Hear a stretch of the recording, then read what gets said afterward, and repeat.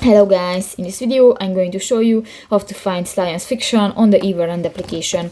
But first of all, I just want to mention, please don't forget to subscribe to our channel, because at 100,000 subscribers we are going to show you our YouTube revenue statistics and growth strategy, how to make money online. So let's jump into it. First of all, open the application on your device. So that's the home screen, and you can find different buttons.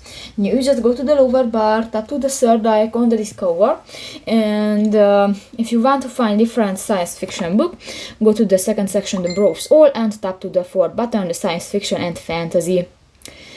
In this page you can find different books, but in the categories section you can find different categories: science fiction, magical realism, dystopian, superheroes, or others. You can check that books, you can save it for later, you can check the ratings, the short recommendation, and you can read the book.